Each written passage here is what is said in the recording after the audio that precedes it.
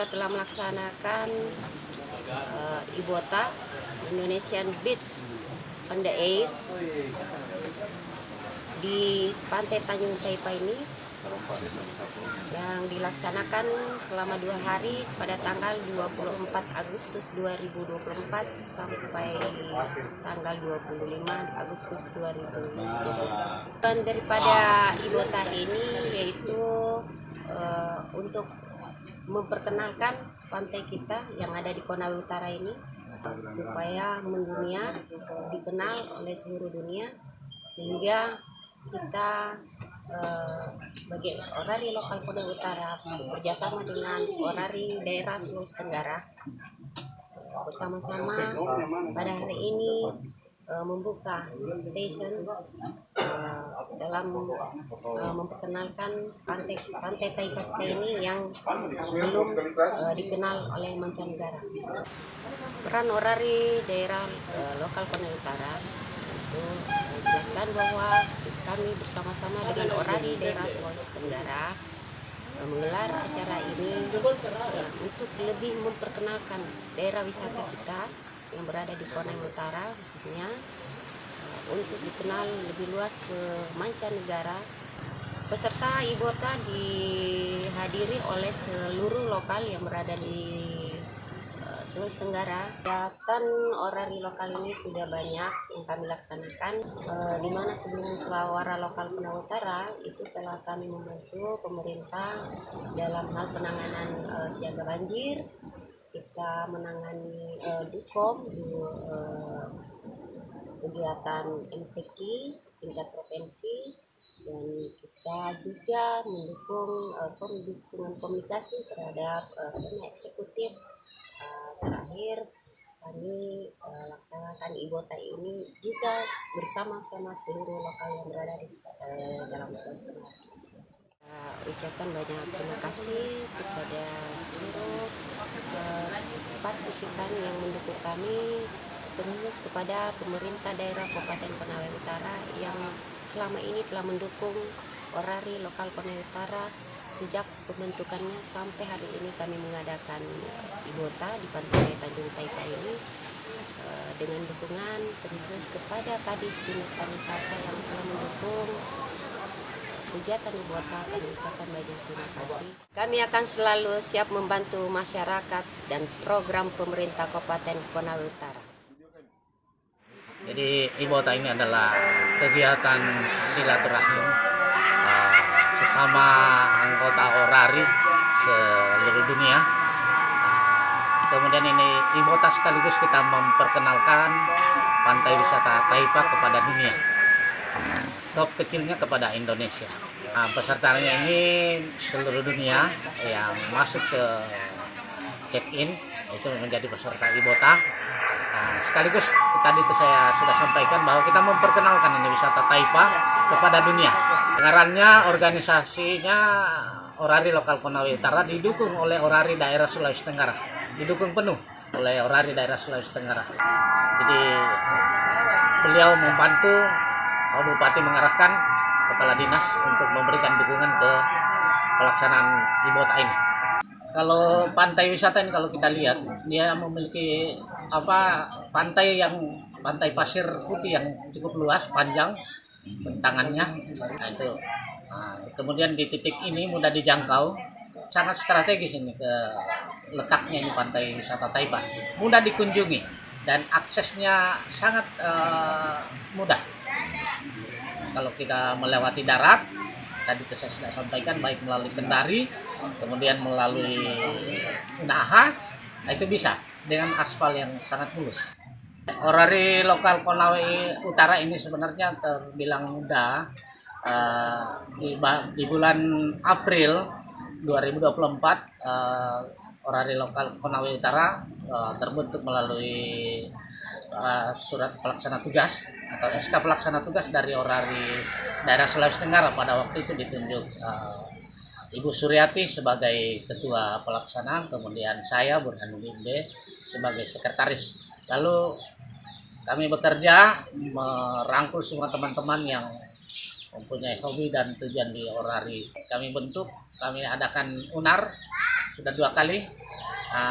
Dan puncaknya pada bulan Juli, tanggal 22 Juli 2024 itu diadakan musyawarah lokal untuk memilih pengurus. Dan pada waktu itu terpilih Ibu Suryati, Yengki Bravo 8 India X-Ray sebagai ketua. Dan lagi-lagi saya diamanatkan juga untuk menjadi sekretaris, membackup beliau, mendampingi beliau dalam melaksanakan kegiatan-kegiatan orari di Kabupaten Konawe Utara. Direktur Monitor Spektrum Frekuensi Radio Kendari. Nama saya Bobi Satrio, Yengki Bravo 8 Sierra Bravo. Dan kebetulan pada saat ini saya berada di Pantai Tanjung Taipa bersama-sama dengan teman-teman orari lokal Konawe Utara dan orari daerah Sulawesi Tenggara. Bersama-sama teman-teman mengikuti kegiatan yang sangat positif sekali, yaitu AIBOTA.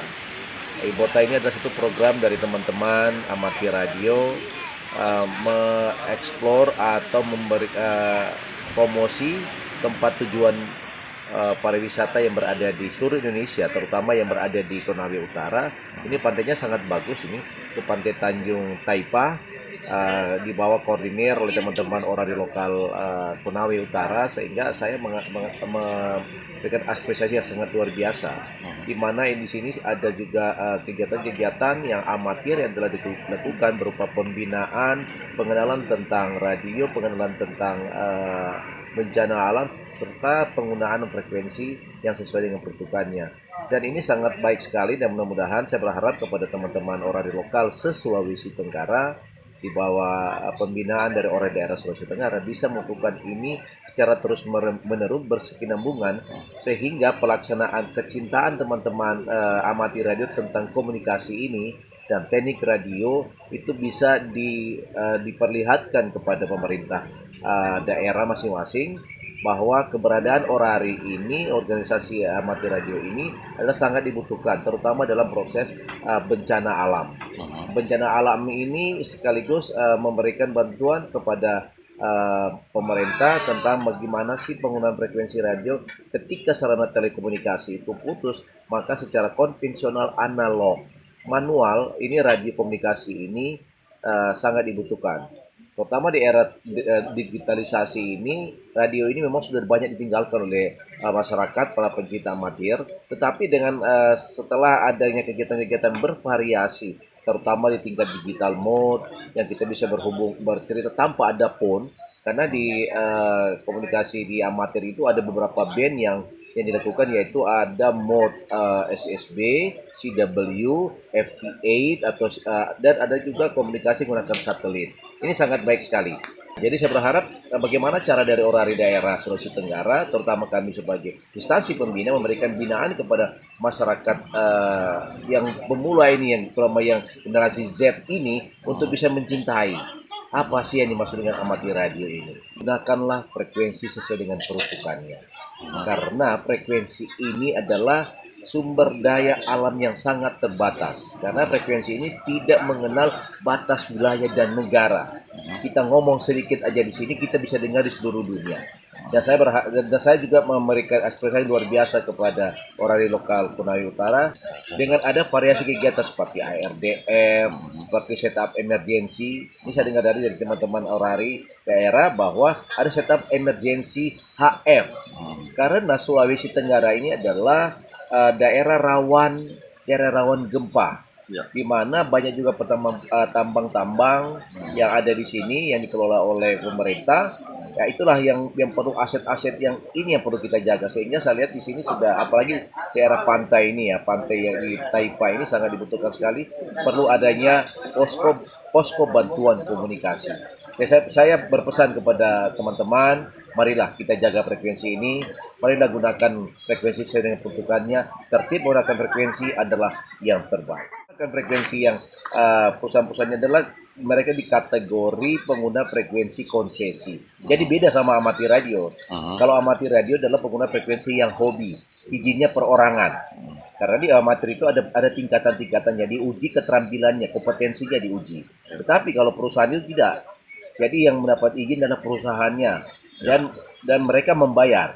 Kalau yang untuk amatir ini tidak ada pembayaran kepada pemerintah.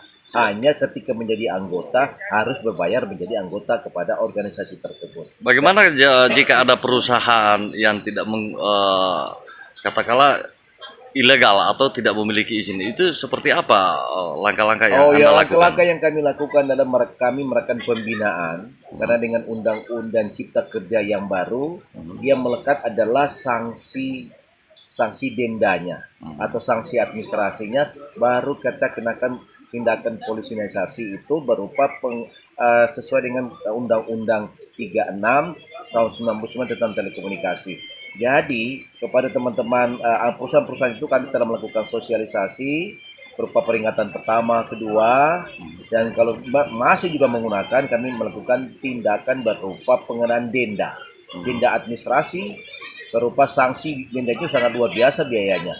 Dan setelah apabila dalam hal ini tidak juga, kami akan melakukan tindakan terakhir sesuai dengan ketentuan Undang-Undang 36 berupa sanksi pidana berupa kurungan badan kepada penanggung jawab dari perusahaan tersebut. Berarti rekan-rekan yang lagi berinvestasi di Konawe Utara sebaiknya berhubungan dengan pihak Anda jika belum memiliki legalitas ya, ya tentang legalitas komunikasi. itu sangat jelas karena legalitas itu karena kan pemerintah telah membuka seluas-luasnya pengetahuan tentang pengurusan izin secara online, di mana saja informasi bisa. Jadi yang bersangkutan bisa mengurus secara online. Apabila perusahaan tersebut mengalami permasalahan tentang pengurusan izin, silakan menghubungi kantor kami di Jalan DI Panjaitan, BTN Kehutanan Lepo-Lepo, Baruga. Gimana kesan dan pesan Anda kepada seluruh masyarakat Kabupaten Konawe Utara dan terkhusus kepada pemerintah daerah untuk Orlok Konawe Utara? Ya, saya berharap kepada seluruh masyarakat Konawe Utara, marilah kita dukung orari lokal Konawe Utara. Kami harap kepada pemerintah tolong diperhatikan juga orari lokal Konawe Utara. Saya juga mengucapkan terima kasih kepada pemerintah Kabupaten Konawe Utara atas supportnya kepada orari lokal Konawe Utara sehingga terlaksananya beberapa kegiatan terutama fasilitas-fasilitas yang sangat dibutuhkan sudah sangat menunjang yang diberikan sangat luar biasa. Salut untuk pemerintah Kabupaten Konawe Utara. Keren.